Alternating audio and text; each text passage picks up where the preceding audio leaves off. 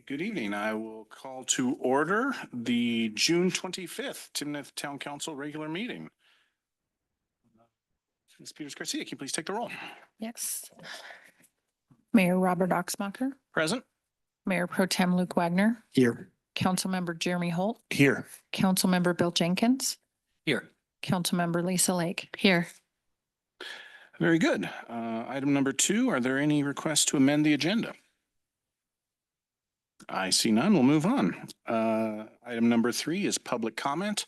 This is an opportunity for members of the public to comment on any item that doesn't otherwise have a public hearing. I don't believe we've had anyone sign up. Is that correct? Okay. Is there anyone present, although not signed up, that would like to provide comment? No. All right. Then we will move on to item number 4, the consent agenda, which consists of 4 items this evening. 4A is the approval of the June 21st, 2024 Town Council meeting minutes. 4B is the June 7th, 2024 check register. 4C is the June 14th, 2024 check register. And 4D is resolution number 49, series 2024, a resolution approving the renewal contract for body-worn cameras with Axon Enterprises Incorporated. Is there any request to pull an item from the consent agenda? Is there a motion to approve the consent agenda as read? I move to approve the consent agenda. Second? Second. Okay. Any discussion? No? All those in favor of approving the consent agenda as read signify by saying aye. Aye. Any opposed? The consent agenda passes unanimously. Moving on to reports, council members, anything to share? I'm not sure if you're going to touch on the Old Town meeting that we recently had, but for those who aren't aware, we did have one. A few of us council members were each stationed at a particular station, so I just wanted to comment briefly on the one I was at. I was very excited by the number of people who turned out for the event. The question that I had in my group was what people like about Old Town Timnath. So for me, I obviously got lots and lots of positive feedback of all of the great things going on in Old Town, and got to hear lots of favorable things from different community members, and just want to thank everybody who came out to that event and provided us some information. And we will have follow-up at some time in the future, just to keep you all posted. Thank you, Councilmember Lake. Anyone else?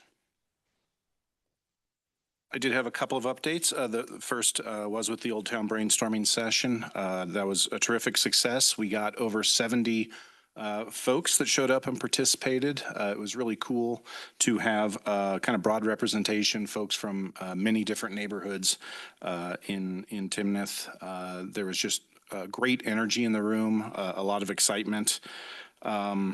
We are still kind of collating all the feedback that was received there, and it's not too late to provide additional feedback.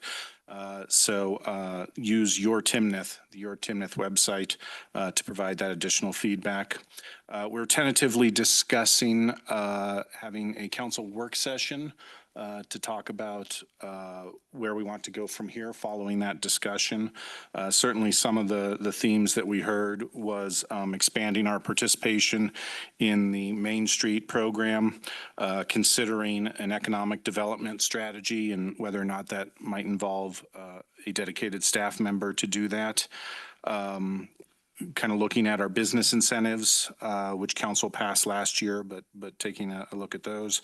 And then also how to best make use of and leverage the town-owned properties in Old Town. So stay tuned, more to come from that.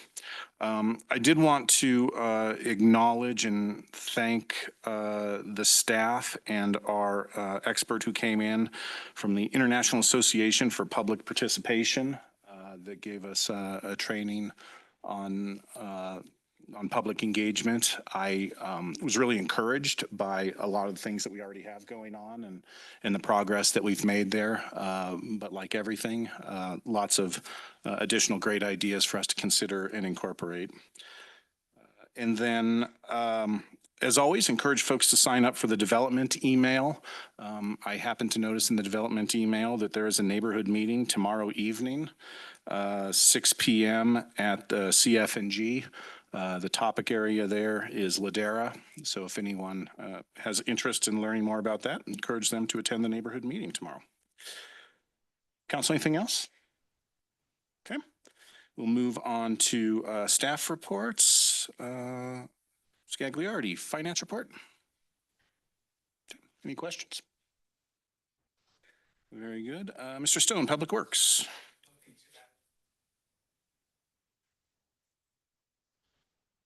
Council, any questions? I did want to inquire. I noticed there was a mention, you described it as a setback and delay with the railroad and construction agreement for the Timnath Parkway crossing. And I was just hoping that maybe you could expand on that a little bit and give us an update. Yeah, so actually we could give an update and maybe Caroline can give a better update, but it does look like we're down to maybe one item on the agreement. So they did look at the agreement. I think Eric's been working with you on that with the railroad.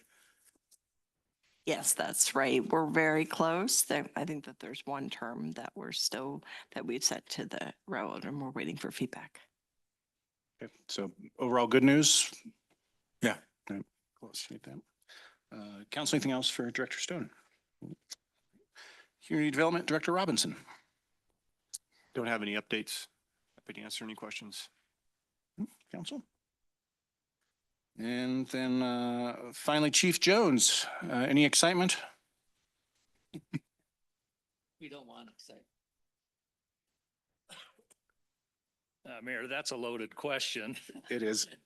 but I'm happy to announce that we have 3 new officers, which will swear in a formal ceremony in the coming months, which graduated FTO, the Field Training Officer Program.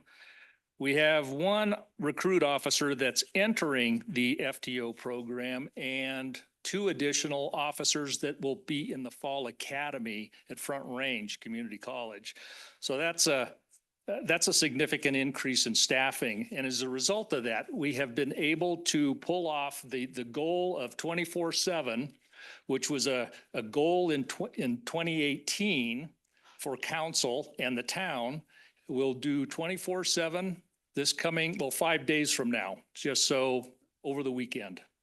And it's a huge success. That is terrific news. Congratulations. Thanks. Mayor Pro Tem Wagner and I have both set our alarm for 2 a.m. on the 1st.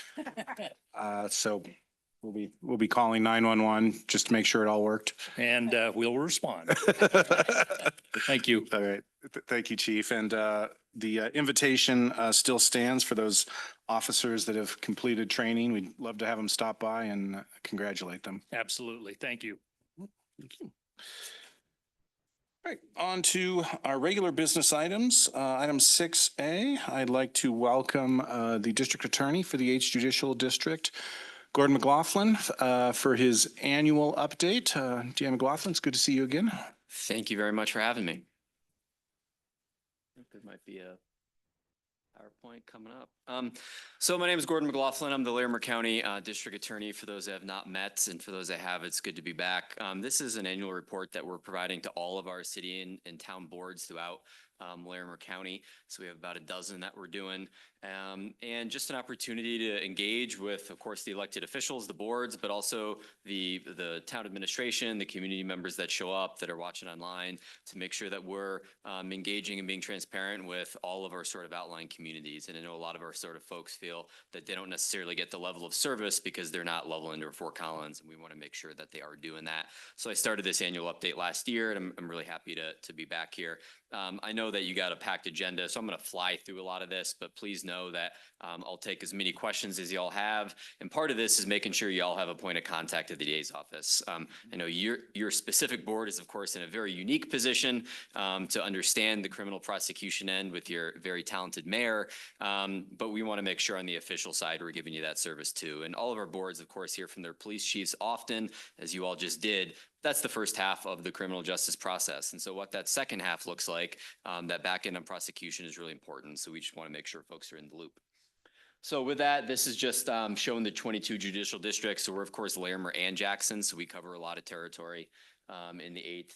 This is our mission and vision. I'll just say that my philosophy is that we need to protect our community in a way that's going to be productive and compassionate to everyone, all of our community members and neighbors. So my main focus is, of course, to keep our community safe, but the way in which we do that and the way in which we're trying to address root causes of crime at the 8th Judicial District Attorney's Office to make sure that we're not seeing the same people back and back and back, and that we're actually addressing the issues and reducing recidivism and keeping our community safe in that way. This is our overall number of cases filed each year. You can see that both misdemeanors and felonies, those top two lines, have trended down over the last several years. We prosecute about 12,000 cases a year. So there's a lot of work going on, certainly at our office behind the scenes. This is a case roadmap. We have cases for a really long time. I'm not going to go over all this because we'd be here till midnight. But this is just to show that there's really a lot that goes on. We're going to talk later about time to resolution of cases.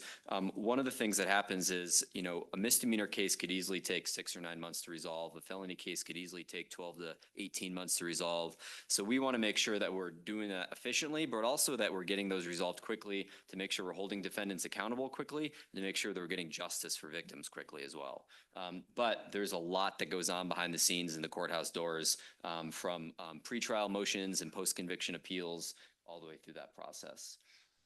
Some of our current programs and projects, just to highlight for you, our diversion program, our adult diversion is ongoing and been really successful.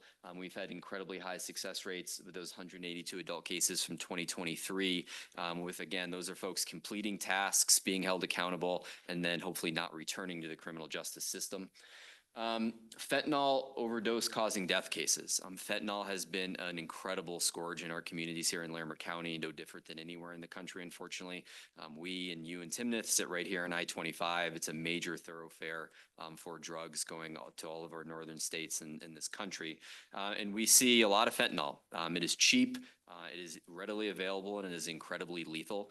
We have unfortunately seen a lot of deaths from fentanyl. I was down at the Capitol a couple years ago to get a new law passed called Fentanyl Distribution Causing Death, which means when someone is dealing fentanyl that we know to be so much more lethal than any prior drugs that we've had drug epidemics with, that's essentially distributing poison. And folks are knowingly killing people in our community. So when we're dealing with drug users and folks struggling with addiction, we're making sure we're getting those folks to treatment because that's going to help them, that's going to help their families in our communities. But when we're talking about folks preying on members of our community, that is a very different philosophy, and we're making sure we're holding those folks accountable. We've been able to successfully file more fentanyl overdose causing death cases in Larimer County than anywhere else in the state, not because we have more overdoses, but because we're putting the resources in to make sure we're holding those people accountable. Just a couple weeks ago, we sentenced a case where someone sold fentanyl to a 15-year-old in Loveland, knowing that that person was a minor, and killed him.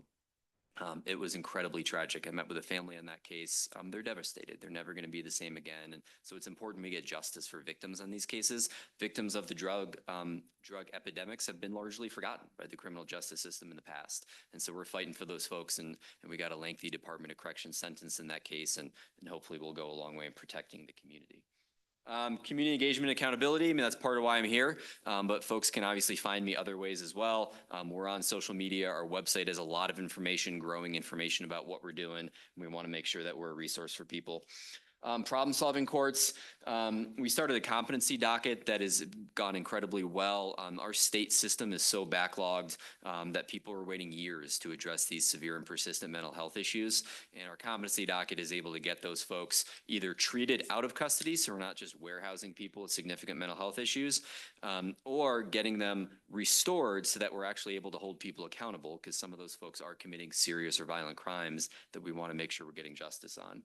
And then very excitingly, coming up, we have a veterans court that is going to provide some really specific services to members of our veteran community in Larimer County that are dealing with PTSD and other behavioral health issues. Those are both programs I know your mayor is very involved and passionate about, and those are both going really well. And then we have some collaborative task forces. We have someone working in economic crime specifically. And there's been some big restitution verdicts out of those cases that have really benefited members of the community. One recent big one is from the Never Summer Yurts case that was up over Cameron Pass that I know affected a lot of people in our communities that like to go up there. And that person was defrauding folks, and we're able to get restitution for some victims, but also for a community organization up there that had been defrauded. And then our drug task force, we have a very robust drug task force in Northern Colorado. It's helping with things like those fentanyl overdose causing death cases, but also other large-scale drug distribution. We have 2 members of that team from our office, and that has been able to get a significant amount of drugs off the street, fentanyl, methamphetamine mainly, but also a lot of guns. Guns and violent crime are strongly associated with drug distribution. And so you can see in those stats up there, there's been a lot of firearms. Some of those are illegal firearms. Often those are firearms possessed by prior felons who are not allowed to have them. And they're in the hands of folks that are using those dangerously and illegally. And so getting those off the streets goes a long way to make the community safer. Next month, we are very excited to start a domestic violence team.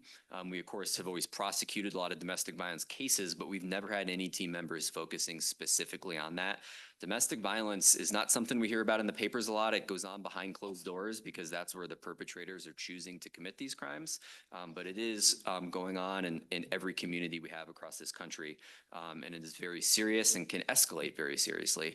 And so we're going to have a prosecutor, an investigator, and a victim advocate starting next month focused specifically on domestic violence cases to better support victims, to ensure more successful prosecutions, and when appropriate, to get guns out of those homes when a judge orders that and keep those victims safer. Just a sort of a note on some of the level of service we're able to provide. We've had a lot of award winners over the last year in our office. Our victim witness manager won the Larimer County Conrad Ball Award, which is for contributions to criminal justice. I mentioned those fentanyl overdose causing death cases.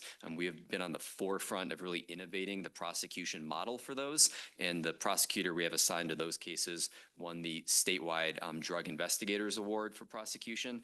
And then our chief of county court, who's been involved in many projects that I've mentioned, won our statewide Prosecutor of the Year award. It's more than 800 prosecutors in the state of Colorado, and this is the top award. So all those folks, again, of course, work on cases throughout the county, but that also means cases here from Timnath. Legislation, just a couple ones from this year that are often of interest. One is victim services funding. Victim services funding at the DA's office, at local police departments, and at all the nonprofit partners that really help ensure that our community is safe and supported, has faced a lot of struggles. So we worked at the Colorado District Attorney's Council to hopefully bolster that funding. That's an ongoing fight. And then expanded protections for sexual assault survivors. So sex assaults are some of the hardest things we prosecute. It is incredibly, incredibly traumatic for victims to have to relive those events, to have to come into court, to have to face their accuser, face the perpetrator across that courtroom. And so we passed a bill that reduces the amount of things that they can be cross-examined on, like the clothing they're wearing or their hairstyle, or things that traditionally folks have attacked victims of sexual assault for and tried to place the blame on them. And so that's really going to go a long way for victim support. A couple cases that I know are of note to the Timnath folks. I will say that as is written up there, both these cases are open cases, so I can't comment much on them. And both folks, of course, remain innocent unless and until proven guilty. That being said, just to give you sort of a status update of where we are, the Amy Weiss case is the case where, of course, the young man was killed by a vehicle while he was riding his bike last year here in Timnath. That case is set for trial in just about a month. So that case will be going to trial on both of those charges. And I'm certainly happy to provide a fuller update to the council after that. And then Scott Kirkpatrick daughter was a very serious domestic violence case involving burglary, sexual assault, and some other serious violent crimes where the person had fled the jurisdiction before they were able to arrest him. We were able to successfully extradite that person back from Texas just a couple of weeks ago. And now he's going to start that legal process on our end and is currently in Larimer County Jail on a significant bond. These are what our Timnath specific numbers look like. We have a very large data dashboard on our website that anyone can access. It's public and just part of our transparency efforts and accountability efforts at our office. It's not broken down by specific agency because, of course, the sample size in a town like Timnath is really small, right? This is a small community, a very safe community, and the numbers aren't huge. But just looking at these, that top line's misdemeanors, that's grown a little bit just as the community has grown and sort of tends to bounce around a little bit. That's not uncommon. But those felony numbers, which is that yellow line, still remain, almost next to nothing. That's quarterly aggregations that we see on this graph. And then often town boards like to know sort of what their breakdown looks like against our whole county. So I provide that here. This again, nothing up here is sort of surprising. The different natures of counties in terms of what happens with traffic and property. I think Timnath, sort of like a Johnstown, is more susceptible to some of that property crime because you have some big stores here, and that's what sometimes draws criminals from afar to target some of our stores. But again, those numbers are about what I would expect to see. And of course, that reflects cases filed with the Larimer County DA's office. So of course, there's often sort of more work going on at your police department level. And this is how we resolve cases across the 8th Judicial District. Again, our goal with most of these cases is almost everyone is going to be back in our community at some point. And so we want to make sure that they're set up to be successful and not set up to commit those same crimes or worse crimes over and over again. So when we're dealing with lower level stuff, first-time offenders, drug use specific crimes, we're looking to make sure we're getting those folks access to resources. If it's something very different, if it's a violent crime, if they victimize people, then we're looking at some of those other alternatives like our community corrections program, jail or prison, and you can see that reflected in this breakdown. Time to felony resolution. I put this up because this is one of the big things I told a lot of our councils about last year when we launched this data dashboard project along with 7 other judicial districts about a year and a half ago. One of the big things we noticed was the time to resolution had skyrocketed since 2017 when the data started, and then COVID made that worse, like it made a lot of things worse.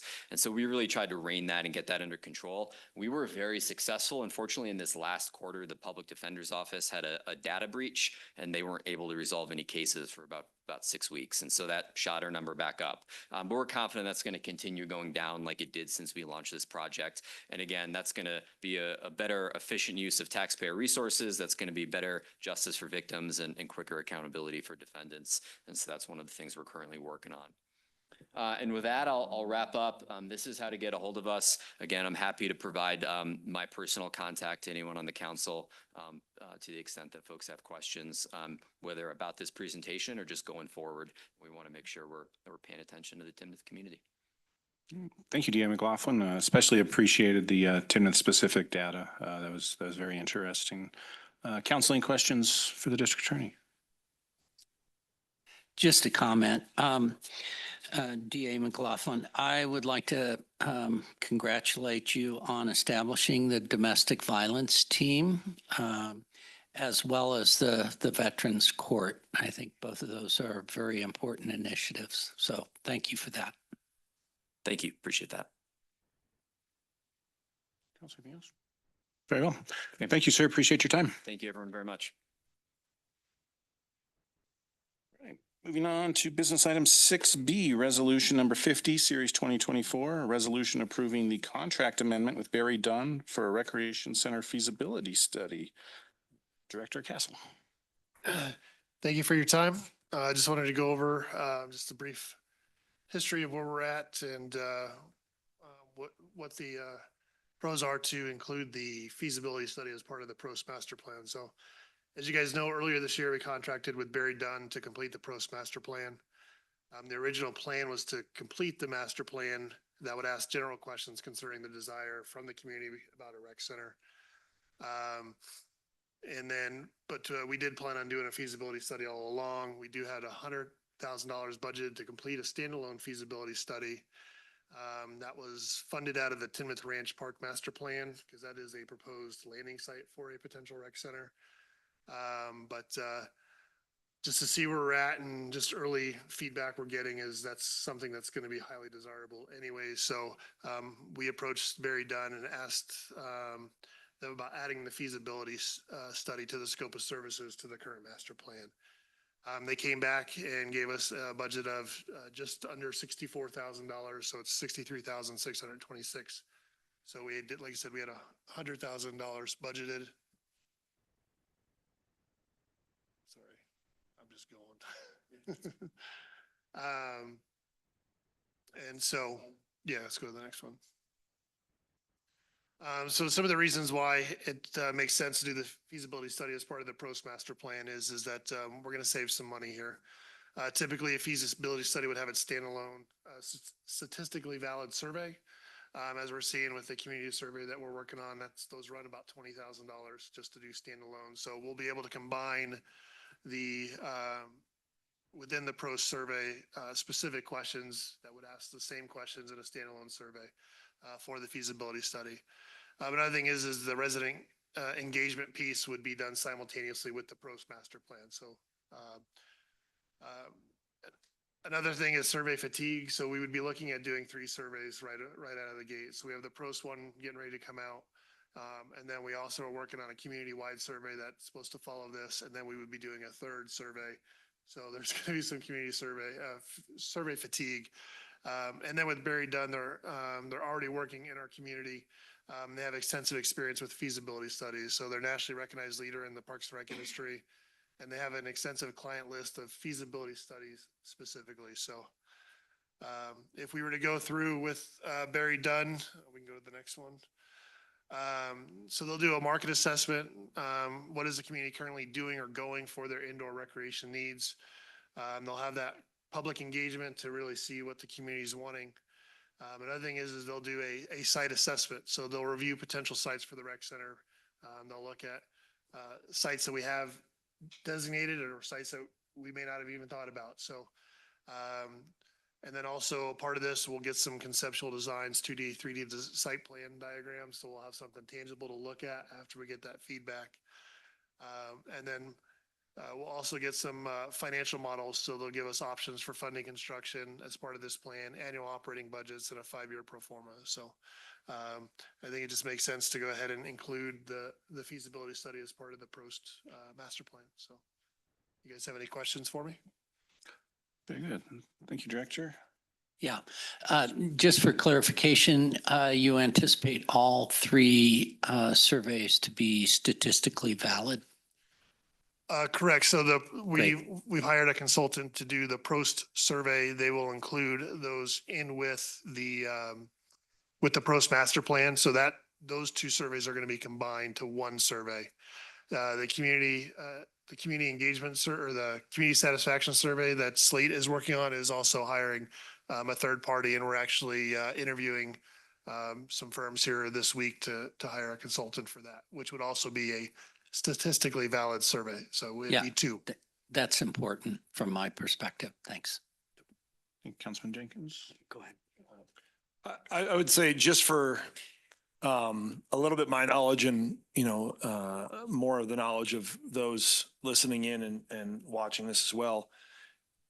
When you say $64,000 for a survey, that seems like a very large number for the term survey. Can you did a good job with the pictures. Can you just elaborate a little bit on, it's more than just sending out an email with a survey, right? Like what's entitled with that? Sure. It's a whole feasibility study. So they're going to look at a market assessment.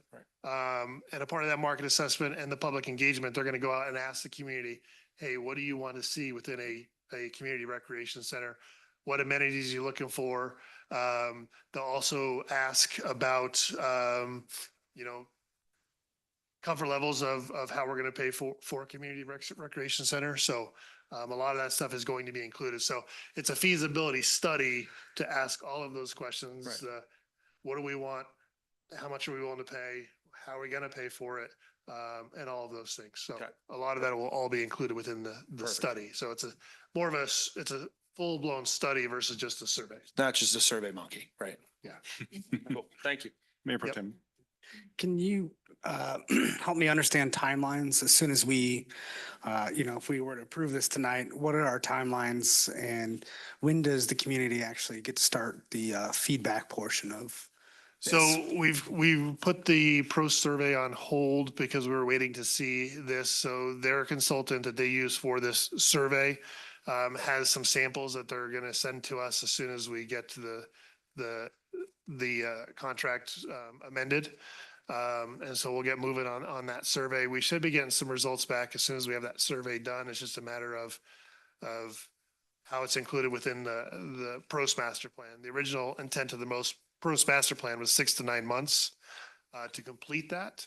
We may have some information where we'll be able to act sooner as we start getting, because the community engagement piece and the survey will be done on the front end, and then it's analyzing all the data on the back end to make sure we have a robust master plan, making sure that we also, let's not make this be the focus of the master plan, because there's a lot of other things we want to look at, such as open space and programming and the like.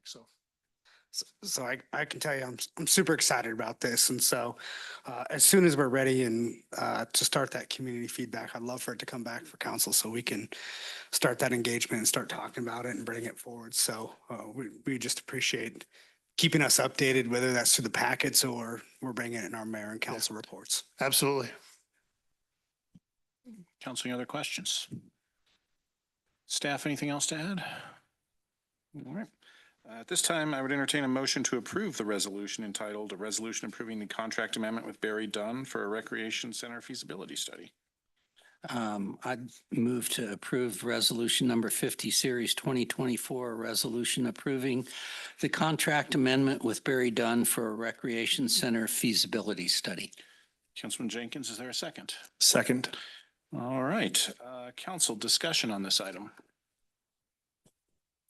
I think I'm just going to reiterate that I'm super excited, and I want to thank staff for their flexibility. I know we brought this up quickly to you guys, and I think it is a community need and a community demand of us. So thank you for being flexible. Absolutely. Yeah, I'll jump in too. I think, putting them together and not, sunsetting one, I think the overall approach shows that, we're definitely wanting to move this forward and give the town what they want. So kudos to you guys.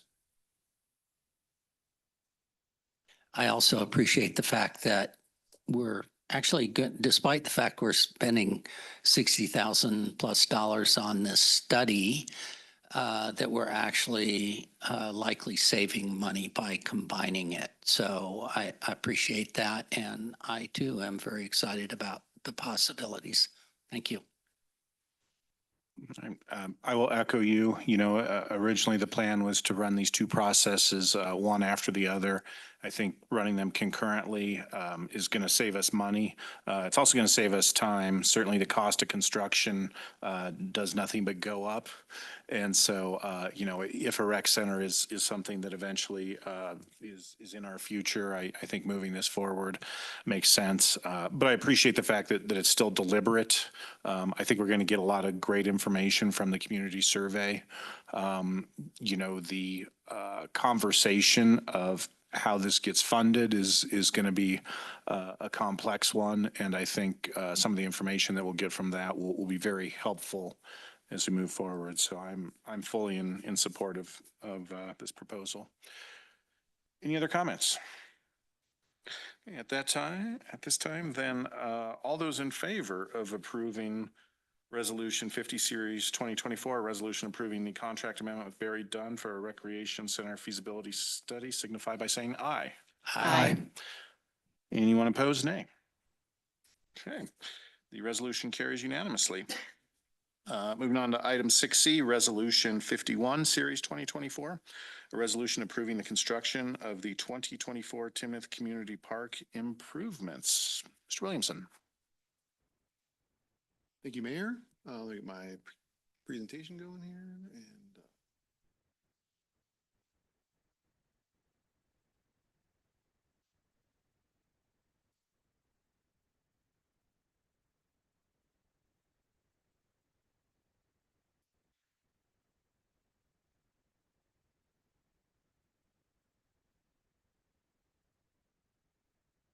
got the slow scrolling wheel here. Now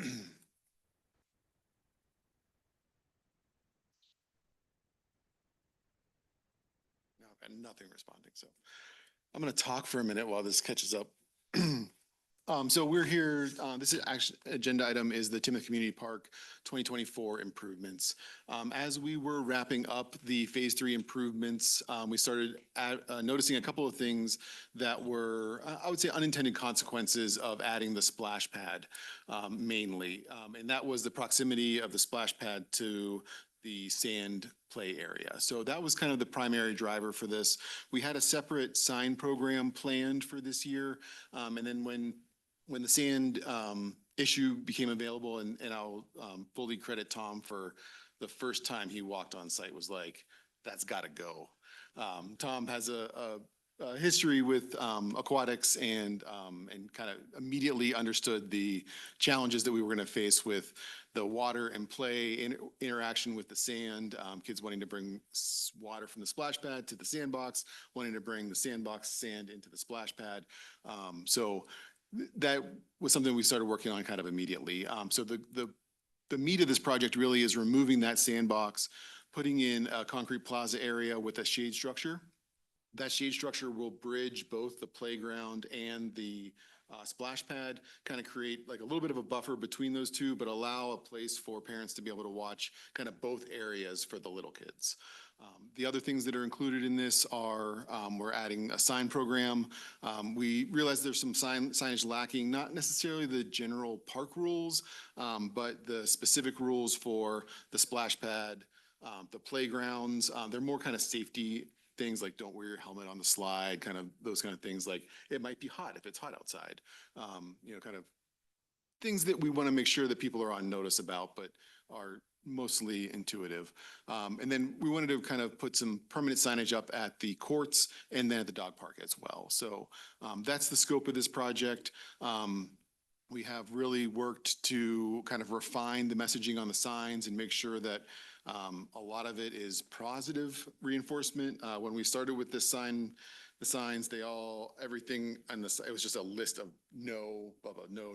So we really went through and tried to make them more inclusive and try to make it a little bit more like, we just want everybody to play nicely together is kind of the goal for those signs.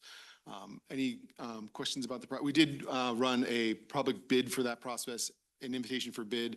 We had 7 people respond to it. And our low bidder was highly qualified, so we're recommending awarding to the low bidder. Any questions? While you're on that, Brian, can you explain the difference to me between an IBF and an RFP and why Yes. that might be different, how we're seeing it in our packet? Yeah, definitely. Philosophically, I think the difference is with a request for proposal, we're looking for more of a team member approach. I'll cite the example for Wild Wing. We did an RFP for both the architecture firm and then we did an RFP for the CMGC. They're being brought in where we're still working in design. So we're comparing some cost pieces of that, but really we're looking for who's going to fit in the project the best. When we do the CMGCs, we're comparing apples to apples as far as what is their fee? So what's their markup going to be? How much do they think the general conditions are going to be to run the project? So all of those things that are kind of exclusive of the actual work, because we're still determining what the scope is of that actual work. When we do an invitation to bid, our drawings are at 100%. They're ready to be constructed. And we're really saying, hey, this is a project we're sure about exactly what we want to do here. We just need somebody to give us a number to construct it. So in those cases, we're really looking for a qualified contractor, but price is a much larger factor there. Thank you. I appreciate that. Yeah, I have a couple questions. For the signs near the slides and play equipment that you're talking about, are you including any visual component in addition to the text? Because a lot of the users are probably not reading yet. That's true. The signs are geared more towards their parents than the actual, future readers, I'll call them. Let's hope they're all future readers. Yes, we're hoping they're future readers. We are allowing some space on these signs for a QR code where we can push additional messaging out if they have additional questions about these things or Oh, yeah, if that's there's cool. maintenance things like that. Yeah, that's great.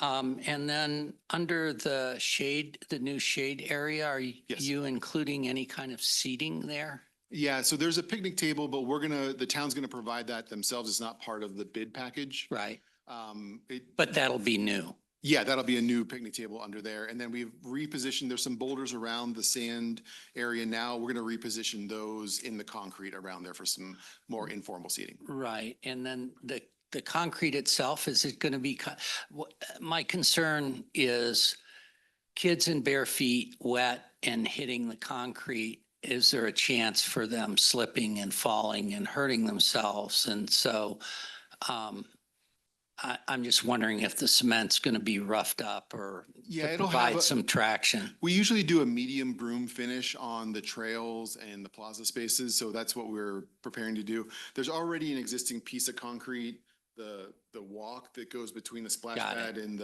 In the sand. in the sand right now. Got it. So there still will be that piece, and then we'll have a medium broom finish on the Yeah, new concrete. great. That's it for me. Thanks. Can I add just a quick comment? Mm-hmm. Is on the QR code, will we have Spanish instructions on there as well, or anything for our different languages? We or- haven't kind of done the programming on what will be at the QR code. We've actually just left a space on those signs. Okay, What we found is that if we print the QR code on there, they immediately end up getting vandalized and things like that. So we're going to put QR stickers on there so that if we need to replace them, we can replace them. The beauty of those is once we have the QR code up there, we can link it really to any information. So, but I think that's a great idea, like making sure that we have the alternative I language on thought there. from what you were talking about. it was Spanish. Thank you. I'm wondering if we can, I don't know if the hours are going to be on the sign, but if they are, is it possible to have it in a way that we could screw on different times if we change it in the future? And the reason I ask is I know I've seen comments of, I haven't been over there recently, but have seen comments from parents wanting it to open earlier. And I don't know if we have done that. And if not, I would like to suggest that we look at that.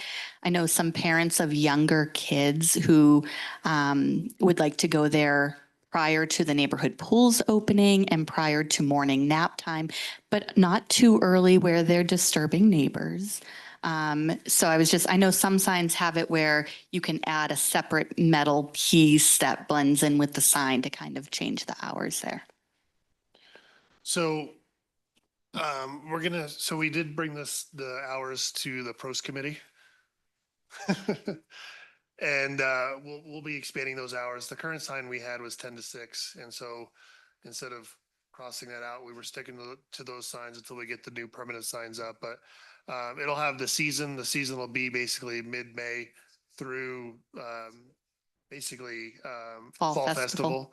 Festival. And those were all based off of the recommendations. So those signs, those hours will be included. It'll be a general one with subject to change due to lighting. Okay. And so it will be expanded once we get those signs up. Is it possible to expand the hours right now anyway, even though the hours on the sign might not be correct? Could we have it, I'm thinking like 8 to 8 or something like that. Sure. If I don't know that we need to vote on something like that, but. You stole my thunder. I was going to go there too.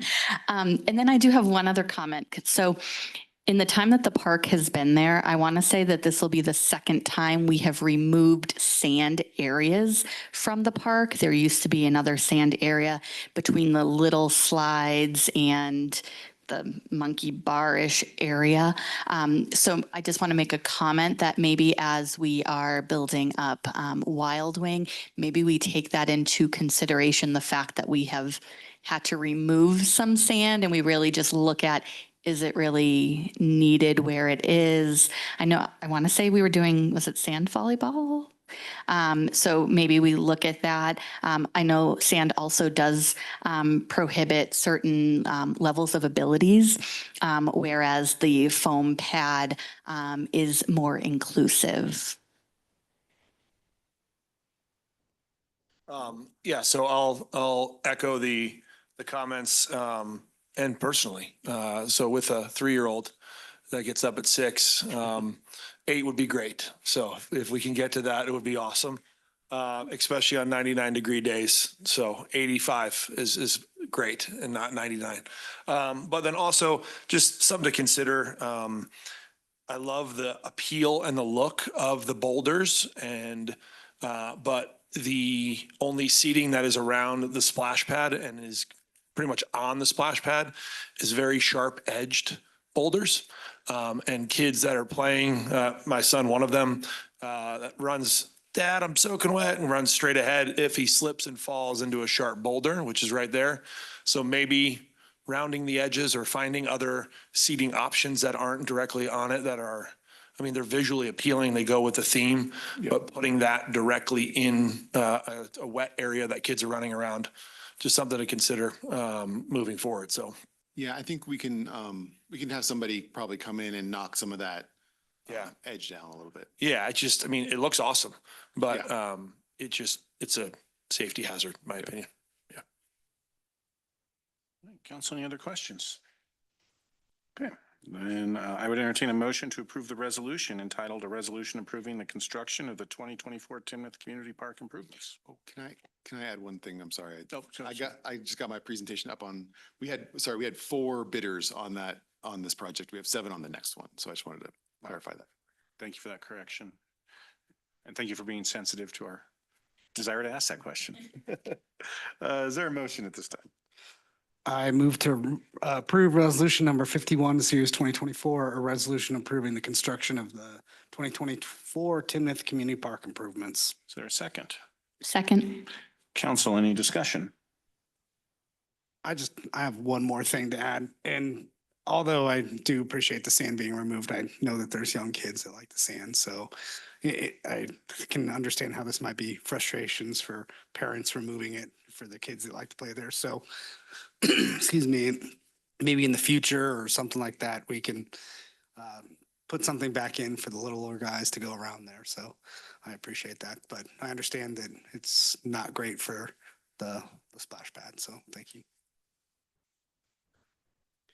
Councilman Holt?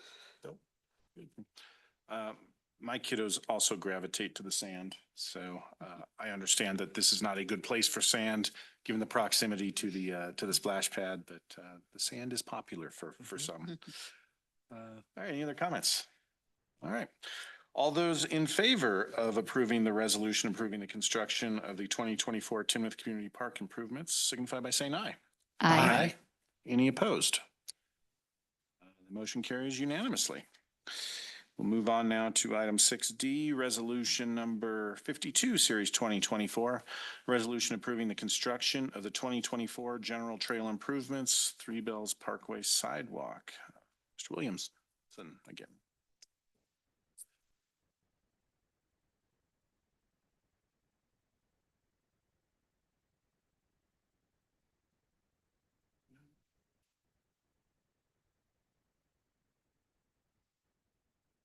Sorry, I'm having to make some changes on the fly here.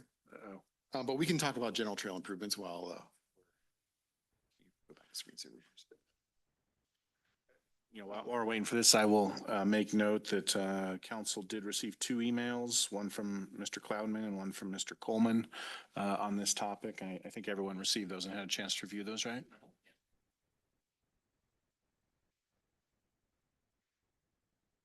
Well, unfortunately, in the kind of confusion, my presentation has completely disappeared. So I'm going to have to sort of wing this one as well. So luckily, I'm very familiar with this project. So this is the general trail improvements. What I wanted to start off by is by talking a little bit about what general trail improvements are. It's a line item that we have in the community development. I think it's actually in the park and rec development budget now. And the goal here is to find isolated pieces of pedestrian connection that need to be made in the town, not to the level of a capital project, which would be like the T-Rock Trail, but a small connection that will greatly enhance the connectivity of our town. Some examples that we've done in the past, we connected Old Town to Fairview Village on the west side, or I'm sorry, on the east side of Main Street, along the Poudre School District property there. We saw a lot of kids having to walk down an unimproved road there trying to get to school. We did an interim connection from Cornhusk to Harmony Road, kind of anticipation of some of the parkway, but that's an interim connection, kind of getting people down to Harmony Road. We did a permanent trail connection from Main Street to the Poudre Bridge on the north side of Harmony Road. And then the most recent one was we did a connection on the north side of Wild Wing Park. The neighborhood was actually isolated from the trail that was on Colorado Boulevard. So we just made that connection there. So those are examples of what this line item is for. The project that we're proposing tonight is the 2024 general trail improvements. It is a 6-foot section of sidewalk that would run in front of the Mill Brothers property. That property was brought into the town as an existing use. There's a long story about how the property was transferred and then transferred back, but essentially they were an existing use and then the subdivision was created. So there were no improvements made around that property when the rest of the subdivision was developed. We see a lot of people kind of making that jog from Harmony to right in front of Hartford Homes there along the gravel shoulder. So this is kind of the perfect example of what we'd like to do is to fill these in. When we started working on the project, our goal was to make it the 10-foot detached roadside trail that's called for in the Transportation Master Plan and our comprehensive plan. We went through a pretty good through like kind of design development, so about 50% design there. And when we started doing the cost estimating on it, the project started escalating greatly. There was a couple of factors that are unique to that location and the cross-section of the road that were driving the cost. So those cost estimates ended up being around $450,000. That started to look like that was not a good value for the town. When the Mill Brothers site redevelops, they will have to take care of all of those issues and they'll put in the 10-foot sidewalk there. In the past, we've had conversations with them about redevelopment, but I don't think I wouldn't say that we should be counting on that happening in the near term.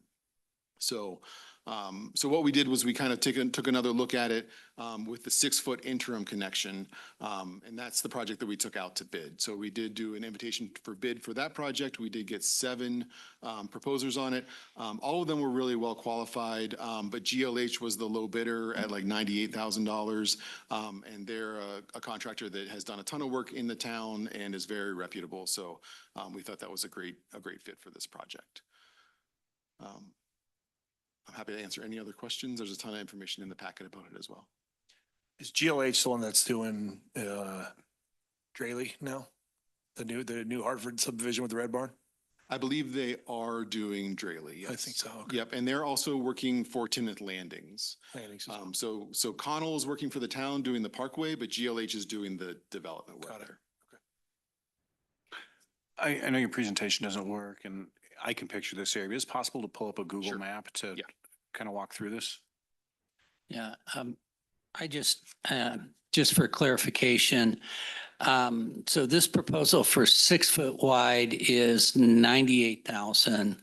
And your estimate, if it had been 10-foot instead of 6, because that was one of the concerns by one of the resident emails we got, it would have jumped to 450,000. Is that correct? That's correct. And the additional point that you're making is that in the future, when Mill Brothers property redevelops, that when that happens, they will be responsible for expanding it to the 10-foot width. Yeah, they're not going to expand it to the 10-foot width because it's not at the correct vertical elevation. Oh, they would just redo it. It would, yeah. it's gonna- Completely it's gonna redo have it to and come out solve the and be other rebuilt. issues Yeah. that prevent you from doing a 10-foot at a reasonable price. Yes. Got it. Thank you. So here is and actually this will be good because we can do a little street view work as well. So this cyan line here that runs from Harmony Road down to Hartford Homes is the trail piece. I can actually probably turn that on and off so that you can see kind of where that is. We started seeing a lot of this traffic when we completed the T-Rock Trail, which you can see runs on the east side of the T-Rock right through there. And that really started making this loop with just this one segment missing. So I feel it's a pretty important segment for us to get for that safe passage. Yeah, I agree. I live not far from there and I see runners running on the side of the road there too. So it Yeah, would be a nice improvement. It's not an ideal condition No, right now. it's not. Did we have to acquire any land or is this on their land or how did that work? 'Cause I didn't see any money for that piece. No, so the existing right-of-way is sufficient for it. Okay, perfect. Thank you. I know that future development in the area potentially includes the Walker property. What might that potentially look like in the future as that happens? So I would categorize these two as very different, right? So I think Mill Brothers, what you'll see is a redevelopment. Well, they'll take their existing business and probably find a lower cost per square foot place to operate that from. Where Walker, I think, is there for the long run. What we'll see with Walker is expansion. I know that I have not been involved in them, but I know that there's been some conversations with Walker. I know they have designs on some expansion of both their warehousing and manufacturing space, as well as some other front-end office and, kind of more public-facing things happening out there. They have also, I believe, dedicated the full right-of-way along that side. And as you guys all know, that they're not annexed to the town. So as they enter into the annexation and there's an annexation agreement, I think there'll be discussions about what those improvements on their side of the street look like. Mayor, I just would Go add ahead. that I've been in conversations with a contact at Walker, so we're continuing to work on their potential annexation petition and request, so. And I know these processes and timelines are always tough to anticipate. Yeah, I guess I just asked the question, is if that side of the street is likely to develop in a complete way that maybe would provide a more attractive way for folks to go, is this a good $100,000 investment now? And I'm not saying I'm not in favor of this. I'm just asking the question. Yeah, one of the pieces of this project is that currently, excuse me, there is a directional ramp at Harmony and Three Bell that pushes people to the west. But there is no receiving ramp or sidewalk on the other side. So part of this project will be removing that striping because we don't really want to indicate to people that there's a safe passage there. From there, we want people going north across Harmony. I guess I'll ask maybe the complete opposite side. Does it make sense knowing that we might need to do the other side at some point to get a bid to do them both at the same time, just to, for the same purpose that we just looked at? Is there savings there to do them both at the same time since they're out there? The other side is quite constrained here, I'll just zoom in here a little bit.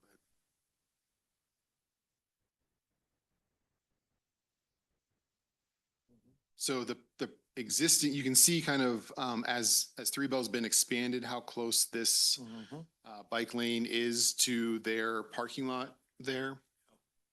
So I think their parking lot is almost right at the edge of the right of way. Right. And there is some grade happening in there as well. Got So I wouldn't characterize that as a simple project to approach.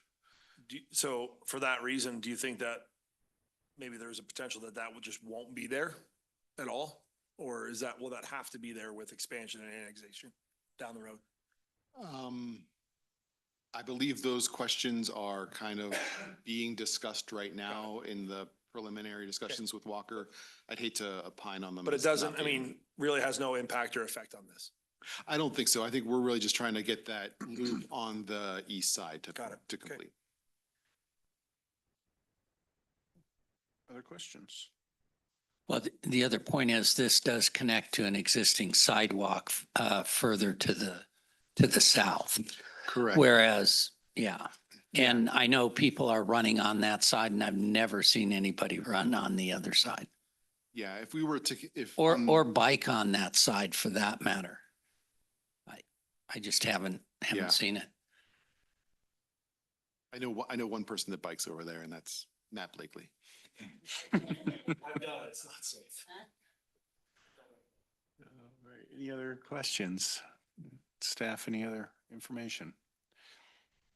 Okay. Is there a motion to approve the resolution entitled "A Resolution Approving the Construction of the 2024 General Trail Improvements 3 Bells Parkway Sidewalk"? So moved. Is there a second? I'll second it. Discussion. I think it's a great addition.